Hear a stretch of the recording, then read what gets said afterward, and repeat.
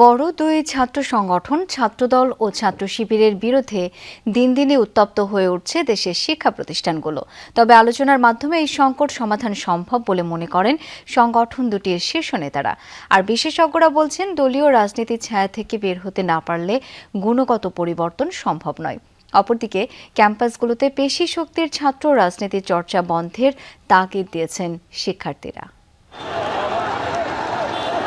বিগত আওয়ামী লীগ সরকার বিরোধী আন্দোলন কিংবা জুলাই ২৪-এর গণ অভ্যুত্থান এক কাতারে লড়াইয়ে সামিল ছিল ছাত্রদল ও ছাত্র শিবির।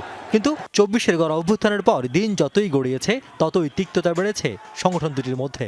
গেল কদিনে চট্টগ্রাম, পাবনা, ঢাকা বিশ্ববিদ্যালয় সহ দেশের বিভিন্ন স্থানে ছাত্রদল ছাত্র শিবিরের সংঘাত সংঘর্ষে আবারও প্রকাশ্যে এসেছে এই বিরোধ।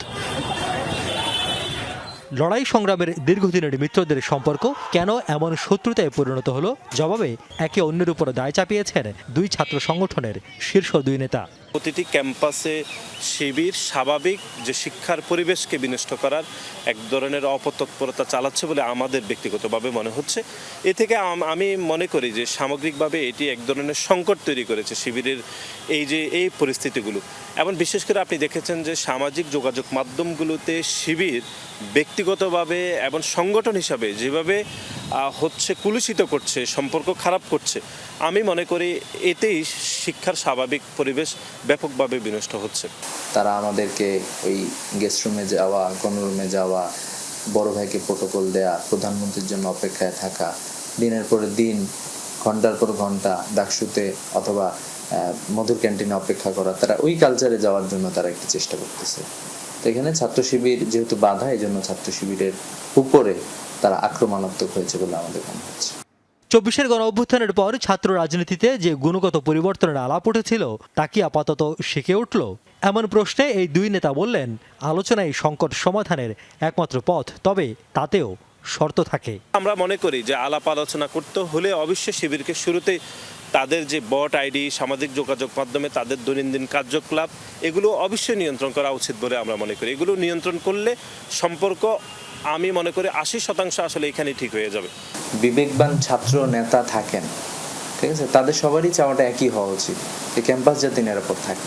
আর কেউ যদি অ্যানার্কিস্ট থাকে তাহলে সেটা হলো তাদের চাওয়া যে ক্যাম্পাসটা সুন্দর পরিবেশ এখানে না থাকুক। ক্ষমতাসীন ও বিরোধী দলের দুই ছাত্র সংগঠনের এমন বৈরী আচরণের দায় মূল রাজনৈতিক দলগুলো এড়াতে পারে না বলে মন্তব্য করছেন বিশ্লেষকরা। একটা সার্টেন লেভেল অফ সহনশীলতা আপনার দেখাতে হবে, এবং সহনশীলতা যদি আপনার মনে হয় যে এইটা আইনের বিরুদ্ধে চলে যাচ্ছে, তাহলে আপনাকে আইনানুগ ব্যবস্থা নিতে হবে। এই আন্ডারস্ট্যান্ডিংটা এবং এটার প্র্যাকটিসটা, কেউ যখন এটাকে ভায়োলেট করবে তখন না তার বিরুদ্ধে ব্যবস্থা নেওয়া, আইনানুগ ব্যবস্থা নেওয়া, এই ধরনের জিনিসপত্রগুলো আপনি যতদিন না শুরু করবেন ততদিন পর্যন্ত হচ্ছে গিয়ে এই ধরনের ঘটনা ঘটার সম্ভাবনা থেকেই যাবে, এবং এগুলো আরো বাড়ার আরো সম্ভাবনাই আমি দেখি। এদিকে শিক্ষার্থীদের চাওয়া ছাত্র রাজনীতি হোক শিক্ষার্থী বান্ধব। সবাই রাজনীতি করে একটা প্রতিদ্বন্দ্বিতামূলক একটা অবস্থা তৈরি হবে, যেখানে ছাত্রদের জন্য কাজ করবে তারা, মানে ছাত্রদের জন্য রাজনীতি হওয়া প্রয়োজন। রাজনীতি হোক কিন্তু শিক্ষার্থীদের জন্য হোক, এটাই আমরা চাই। বিশ্লেষকরা মনে করেন, রাজনীতিতে মিত্রতা বা বন্ধুভাব ততক্ষণই থাকে যতক্ষণ না ক্ষমতা আর প্রভাবের প্রশ্নটা সামনে আসে। রিয়াজ রায়হান, যমুনা নিউজ, ঢাকা।